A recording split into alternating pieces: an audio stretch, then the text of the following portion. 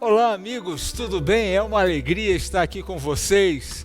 Estamos terminando o ano de 2022.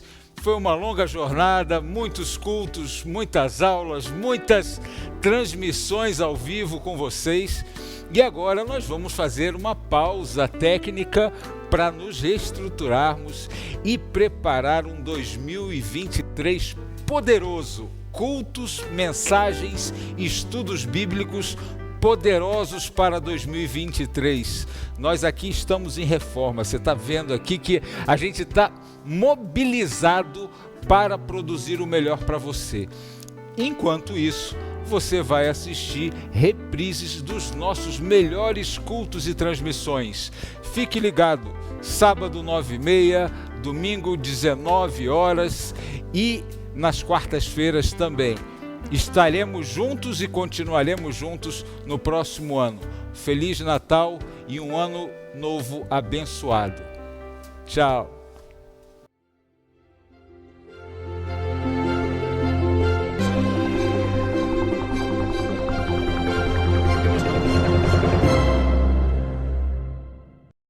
Bom sábado para você. Eu gostei do especialista. Não sei de onde o Carlos tirou isso, mas ele é meu amigo. Deve ser esse o motivo pelo qual ele disse isso. Espero que você tenha um dia feliz e peço para você abrir a Bíblia em João capítulo 4, a partir do verso 46. João 4, 46. Vamos fazer uma oração. Nosso Deus, ao abrir a Bíblia agora, perdoa os nossos pecados, aceita a nossa adoração e usa o Espírito Santo para nos ensinar a Tua vontade, em nome de Jesus. Amém. Dirigiu-se de novo a Caná da Galileia, onde da água fizera vinho. Ora, havia um oficial do rei cujo filho estava doente em Cafarnaum. Tendo ouvido dizer que Jesus viera da Judeia para a Galileia, foi ter com ele e lhe rogou que descesse para curar seu filho que estava à morte. Então, Jesus lhe disse: Se porventura não virdes sinais e prodígios, de modo nenhum crereis. Rogou-lhe o oficial: Senhor, desce antes que meu filho morra. Vai, disse Jesus, teu filho vive. O homem creu na palavra de Jesus e partiu. Já ele descia quando seus servos lhe vieram ao encontro, anunciando-lhe que seu filho vivia. Então indagou deles a que hora o seu filho se sentira melhor. Informaram: ontem, à hora 7ª, a febre o deixou. Com isso, reconheceu o pai ser aquela precisamente a hora em que Jesus lhe dissera: teu filho vive. E creu ele e toda a sua casa. O que é fé? Você poderia me dizer o que é fé? O que você acha que é fé? Eu vou contar uma história que eu não sei se é verdadeira, mas pretendo com ela ilustrar o que eu acho que seja fé. Dizem que um dia um alpinista se meteu a subir uma montanha sozinho e enquanto o dia passava, infelizmente, ele não conseguiu chegar no objetivo que ele queria. E a noite veio chegando e ele começou a ficar com medo, porque ele precisava alcançar um lugar para acampar antes que a noite chegasse, uma plataforma ou algo parecido. E ele subiu, mas o sol foi mais rápido do que ele e a noite chegou e ele ficou ali na escuridão, pendurado na rocha, na montanha. Enquanto ele pensava no que fazer, ele começou a se desesperar, perdeu o controle e decidiu subir mais um pouquinho, coisa que dizem que não se faz na escuridão quando você está subindo uma montanha, parede na sua frente.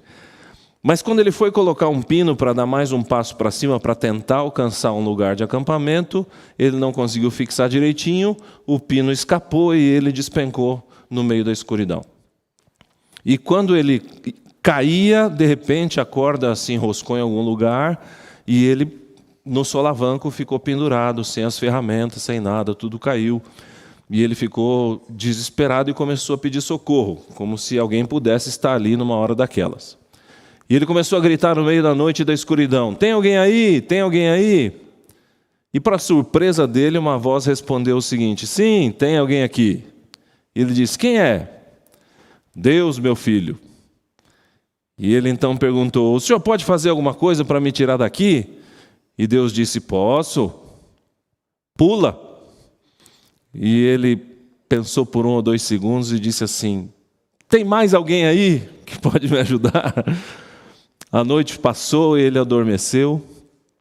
E ali as extremidades, nariz, orelhas, ponta dos dedos começaram a congelar. E quando o dia começou a raiar, ele percebeu que ele estava a 20 centímetros do chão. O que é fé? Você já parou para pensar nisso? Enquanto você pensa na lição que a gente pode tirar dessa história, eu vou te contar aqui, ou pelo menos tentar analisar com você o capítulo 4, os versos 46 em diante, onde nós temos a história de um homem que tinha um filho doente. O verso 46 diz que esse homem era oficial do rei, era alguém que tinha algum recurso.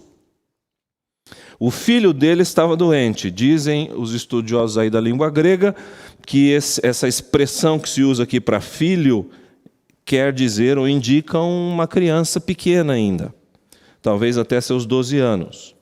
Então o desespero era grande. Ele devia já ter buscado muitos recursos, ele devia estar desesperado, e as informações do verso 46 aqui são importantes, as informações geográficas. Diz o verso aqui, no início do texto, que Jesus estava em Caná da Galileia e o oficial do rei estava em Cafarnaum. Essa informação é importante, você vai entender por quê ao final, ou chegando no final do sermão. Essas duas cidades, elas ficavam a mais ou menos 50 quilômetros uma da outra. E isso é bacana você entender para compreender no final o que aquele homem, por que a fé dele foi renovada. Então, Caná da Galileia, Jesus estava lá. Cafarnaum, o homem saiu de Cafarnaum, aproximadamente 50 quilômetros de caminhada. E no verso 47, diz que ele ouviu que Jesus estava ali na região da Galileia, e ele foi até lá e rogou. O diálogo aqui é curioso, e para a gente aqui do Ocidente, é meio difícil de entender por que Jesus reagiu daquela maneira. Então eu vou ler para você aqui os versos 47 e 48, para você entender o que eu quero dizer. Diz o verso 47, tendo ouvido dizer que Jesus viera da Judeia para a Galileia, foi ter com ele e rogou que descesse para curar seu filho que estava à morte. Então Jesus lhe disse: se porventura não virdes sinais e prodígios, de modo nenhum crereis. Note que aquele homem chega, pede para Jesus descer para curar seu filho. O texto é bem econômico.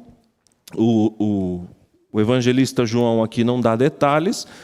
Eu queria que você imaginasse a cena. Aquele homem chega, depois de 50 quilômetros de caminhada, vê Jesus, pede para ele descer e curar o seu filho. Jesus olha para ele e diz assim: se você não ver nenhum sinal, nenhum milagre, você não vai crer, né? A princípio não faz muito sentido para a gente esse diálogo. Por que Jesus foi tão, digamos, tão rude? Dá a impressão que Jesus foi rude com aquele homem, não é? O que aconteceu para que Jesus respondesse dessa maneira? Para mim, essa história só faz sentido se aquele homem, ao chegar ali, olhou para Jesus e ele encontrou alguma coisa que ele não esperava. Imagine que você ouve falar de um Messias, de alguém enviado de Deus, alguém que faz milagres, que encanta multidões enquanto está pregando, e você quer conhecer essa pessoa. E você chega, se aproxima e vê que essa pessoa é menos do que você imaginava que ela fosse. Ela não está tão bem vestida, ela não é tão bonita, ela não é tão atraente, está talvez sentada na beira de um riacho com sandálias mal feitas, uma roupa simples, e você fica se perguntando: será que é essa pessoa que eu queria conhecer? Talvez seja isso que tenha passado pela cabeça daquele homem quando ele chega e vê o tal Messias, que não era exatamente o que ele esperava que fosse. Talvez aquele homem tenha se decepcionado. Jesus, de repente, era uma pessoa comum, e não aquele superstar que a gente vê aí nos filmes, na televisão. Talvez Jesus fosse uma pessoa absolutamente simples. E quando um oficial do rei se aproxima e diz, desce para curar meu filho, ele não tenha colocado tanta fé assim naquele sujeito que ele viu na beira ali do riacho, sentado em cima de uma pedra. Por isso é possível que Jesus tenha olhado para ele e dito, tá bom, já entendi. Se você não ver sinais e prodígios, você não vai crer.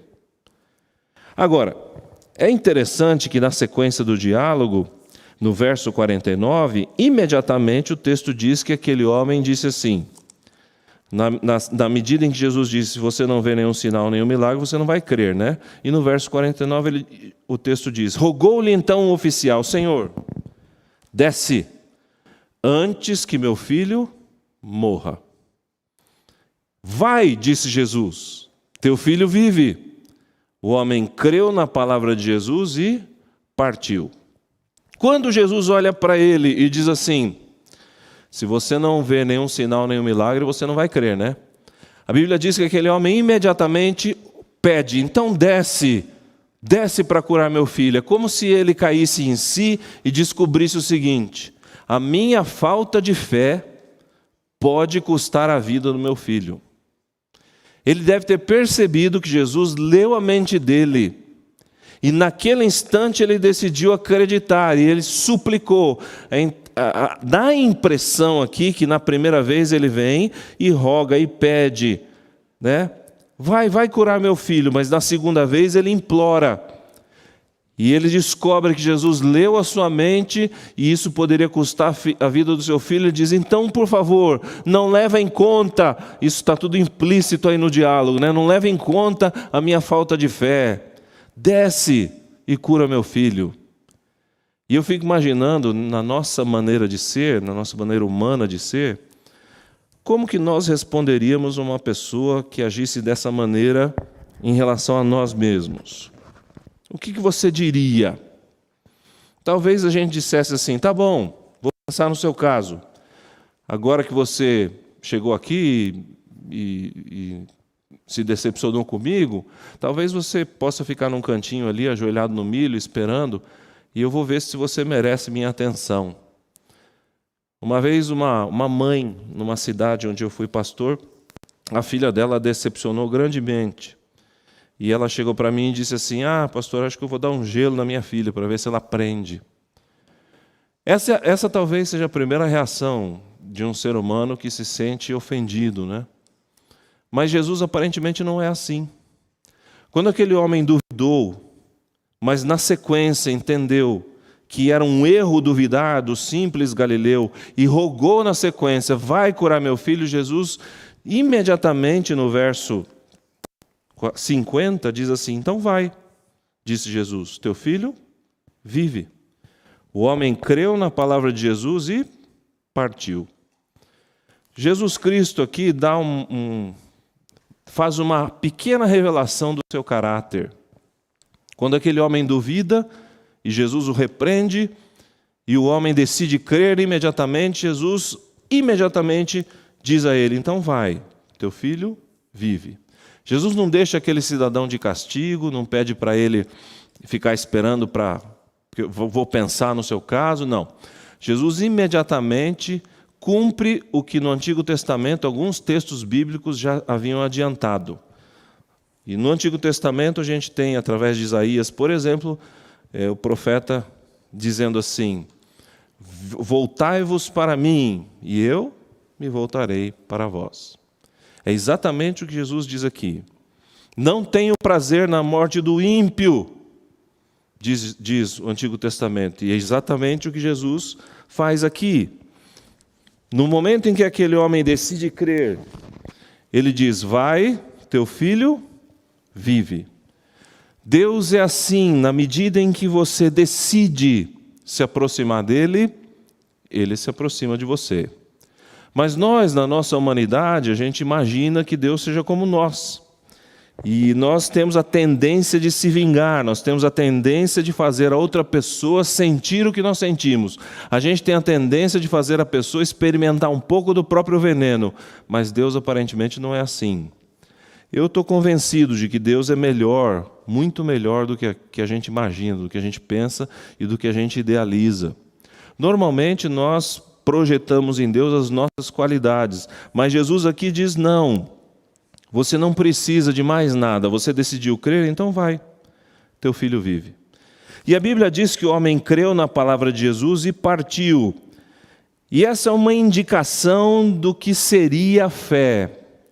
Fé não é você acreditar que Deus vai resolver todos os seus problemas.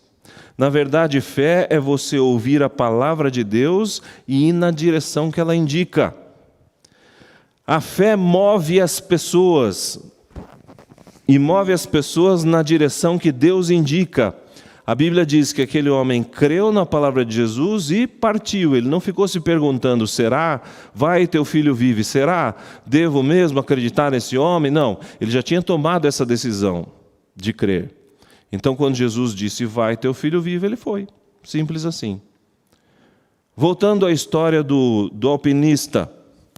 Aquele homem, quando ouviu Deus dizendo, pula, se tivesse fé, ele haveria pulado, porque quando Deus diz pula, é porque dá para pular. É simples assim. A fé é o tipo da coisa que a gente usa na prática no sentido de fazer aquilo que Deus manda. Fé não é de resolver todas as nossas dificuldades, mas é acreditar que se Ele nos manda por esse caminho, é possível ir por lá. Fé é quando você acredita que quando Deus fala, Ele é Deus e Ele pode dizer e você pode confiar. Fé é acreditar que Deus sabe o presente, o passado e o futuro, então dá para você agir de acordo com a sua palavra. Por isso aquele homem, diz a Bíblia, creu na palavra de Jesus e partiu. E no verso 51 a gente tem o seguinte, no verso 51, já ele descia quando os seus servos eram ao encontro e anunciaram que seu filho vivia. Então indagou deles a que hora o seu filho se sentira melhor. E eles disseram, ontem, à hora 7ª, a febre o deixou. Com isso reconheceu ser o pai, aquela precisamente a hora em que Jesus lhe dissera, teu filho vive. E creu ele e toda a sua casa. Note que ele estava a 50 quilômetros de casa. Quando eu caminhava numa esteira, numa academia, eu andava aí no máximo a 6 quilômetros por hora, com toda a minha disposição. Imagine que você andasse aí no sol da Palestina a 3 quilômetros por hora, parasse para descansar, à noite para dormir e tal. Então o homem saiu dali na hora 7ª, quando Jesus disse, vai, teu filho vive, era mais ou menos 13h, ele foi, começou a caminhar, e na 13h do dia seguinte, ele chega em casa. E quando ele está chegando, os servos dizem, olha, o teu menino está bem, está melhor. E ele disse, que horas ele ficou bom? 7ª hora de ontem. E aí o homem entendeu que foi exatamente aquele o momento em que Jesus disse, vai, teu filho vive. E aqui entra uma coisa curiosa no verso 53. A última frase do verso 53 diz assim, e ele creu e toda a sua casa. Mas espera aí, ele já não havia crido? Lá no verso 50, Jesus disse, vai, teu filho vive. E o homem creu na palavra de Jesus e partiu. Mas no verso 53, quando ele chega e dizem para ele que o menino está bom, ele creu de novo. Eu entendo aqui que entre a 7ª hora deste dia, a 13h deste dia, e a 13h do dia em que ele encontrou seu filho, esse era o espaço da fé que ele tinha para continuar acreditando no que Jesus disse ou desistir daquela ideia. No momento em que Jesus diz, vai, teu filho vive, ele crê até o dia seguinte e ele vê a concretização daquela promessa de Jesus, ele pôde pensar se poderia continuar crendo ou não. Foi naquele espaço de tempo em que ele teve que decidir se Jesus era realmente o Messias, o Salvador para ele ou não. E eu tenho a impressão que isso se repete na nossa experiência. Um dia você e eu cremos, mas até que Jesus volte, existe um espaço que eu não sei quanto tempo é. Não sei quanto tempo eu vou viver, não sei quanto tempo o mundo vai durar, eu não sei quanto tempo é esse espaço da fé que Deus me dá. Mas no dia em que desde o dia em que eu ouvia as histórias que minha mãe me contava a respeito da Bíblia, até o dia em que Jesus voltar, desde o dia em que eu entendi que eu não sou um fruto do acaso, mas eu fui criado pelas mãos de um Criador, e que esse Deus vai um dia me buscar, desde aquele dia até o dia em que eu morrer, ou que eu ver Jesus nas nuvens dos céus, esse é o meu espaço da fé. É aqui que eu tenho para decidir se vou continuar crendo ou não. É aqui que eu tenho, esse espaço que eu tenho para decidir se essa mensagem aqui continua válida, continua suficiente, ou eu preciso de mais, preciso de outra coisa. Todos nós, em algum momento, vamos descobrir que a gente tem um espaço da fé para decidir a respeito daquilo que um dia a gente creu. Pode ser que nesse espaço da fé, a pandemia tire a sua disposição de crer. O sofrimento tire a sua disposição de crer. Pode ser que nesse espaço aqui, uma perda muito grande tire de você a disposição de crer, ou pode ser que a prosperidade tire a sua disposição de crer. Tem gente que foge de Deus quando chega o problema porque fica chateado com Deus. Tem gente que se apega mais a Ele. Tem gente que no sucesso e na prosperidade sente que não precisa mais dele, se afasta dele. Cada um de nós reage de uma forma. Mas o fato é que desde o dia em que você conheceu a Deus até o dia em que você morreu, ou em que Jesus voltar, você vai ter que tomar essa decisão. Na verdade, eu acho que você toma essa decisão dia após dia. Todos nós temos o nosso espaço. O ladrão na cruz tomou essa decisão no seu último dia de vida. Mas esse é um empreendimento arriscado, perigoso. Eu acho melhor a gente tomar essa decisão logo. Porque Deus, segundo a gente lê do caráter de Jesus, Ele está sempre disposto a se voltar para nós imediatamente. Então, não tem o que esperar. Não há o que decidir, não há o que adiar, não há o que tentar melhorar. Tem gente que espera, desde o dia em que ouve falar de Deus, espera para que um dia seja melhor, seja perfeito, seja mais adequado para as coisas da fé ou da religião. Não há necessidade disso.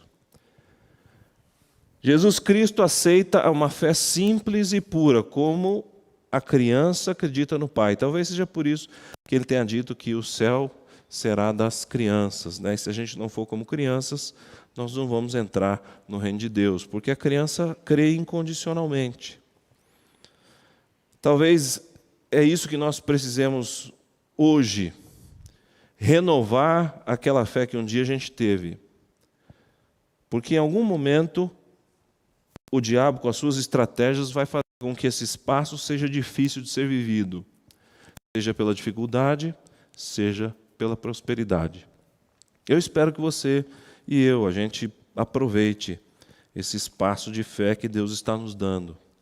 E a gente acredite no fato de que Jesus está disposto a se voltar para nós no momento em que a gente se voltar para Ele. Que Deus te abençoe, porque naquele dia em que o autor da nossa fé voltar, naquele dia em que Ele se colocar em pé e ressuscitar as pessoas, naquele dia em que Ele vier e o mundo entrar em comoção e as pessoas que você um dia sonhou em reencontrar vão estar de volta à vida, naquele dia em que o mundo inteiro vai cantar glórias para aquele homem Deus que vem nos buscar, naquele momento, triste vai ser descobrir que você usou mal o seu espaço da fé. Mas feliz vai ser aquele que descobrir que, apesar dos seus defeitos, confiou na graça e na misericórdia de um Deus bondoso e que imediatamente se volta para o pecador que se arrepende.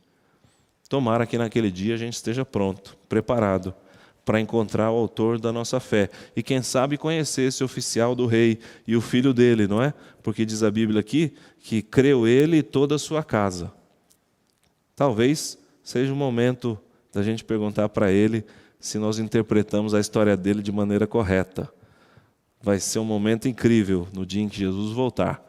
E essas oportunidades vão estar à nossa disposição. Enquanto o Renatão canta, pensa nisso. E se for necessário, refaça a sua fé.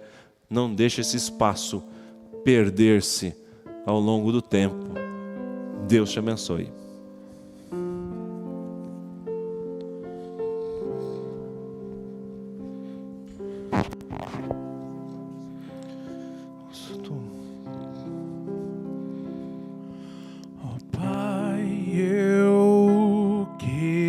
Tanto ver o meu Senhor descer, vindo me encontrar. Eu posso até imaginar a refulgente glória do Senhor Jesus, transpondo as brancas nuvens do mais puro azul,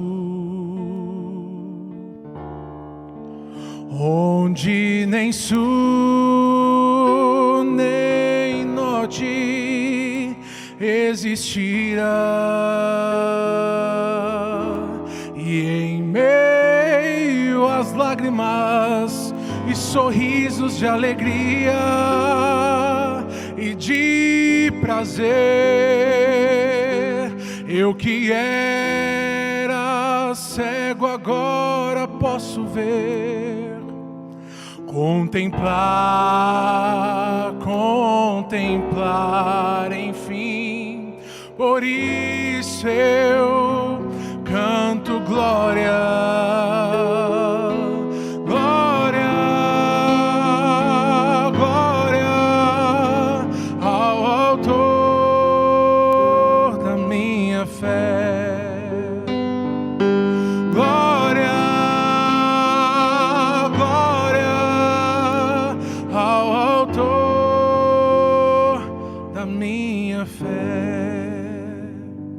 Ó Pai, eu queria tanto ouvir o som que vai abrir o encontro triunfal, rever amigos que um dia em Cristo foram feitos meus irmãos. E agora sim podemos dar as mãos, pois temos todos um, somente um só Senhor.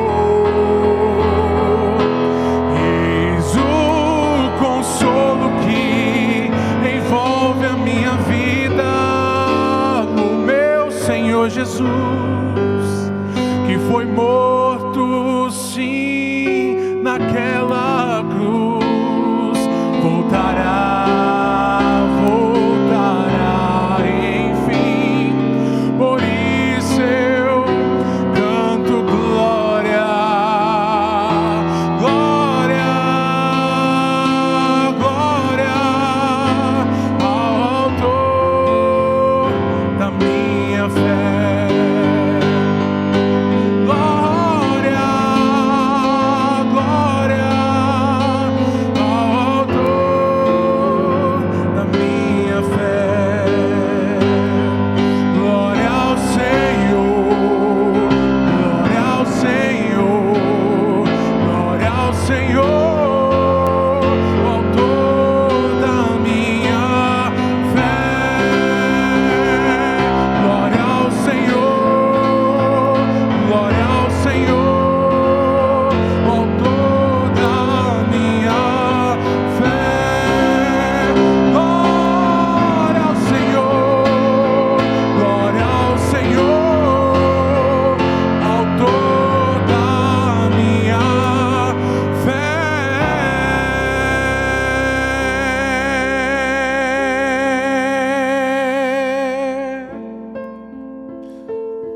nosso Deus, nosso Criador, nós agradecemos por Jesus, o Teu Filho, pelo autor e consumador da nossa fé, porque um dia Ele veio, nasceu, viveu, revelou o Teu caráter para nós, seres humanos, e hoje a gente tem a esperança de um dia atravessar esta vida e encontrar a Ele face a face, a Te ver, a conhecer o nosso Deus por meio do nosso Salvador.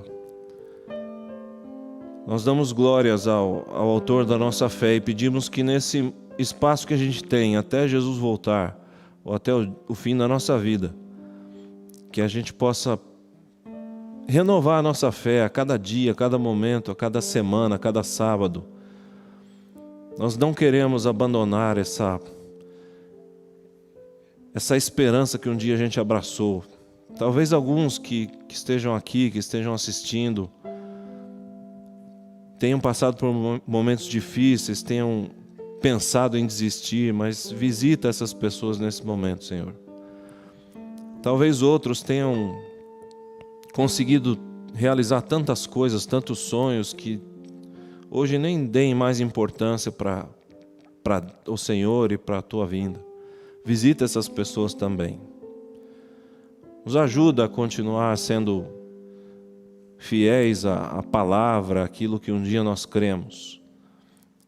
Dá uma mente aberta, um coração aberto, olhos abertos para ver a realidade do mundo que a gente vive e renovar a nossa esperança na vinda de Jesus. Nós damos glória a esse nosso Senhor, a esse nosso Salvador, Jesus Cristo, em nome dele que nós oramos. Amém.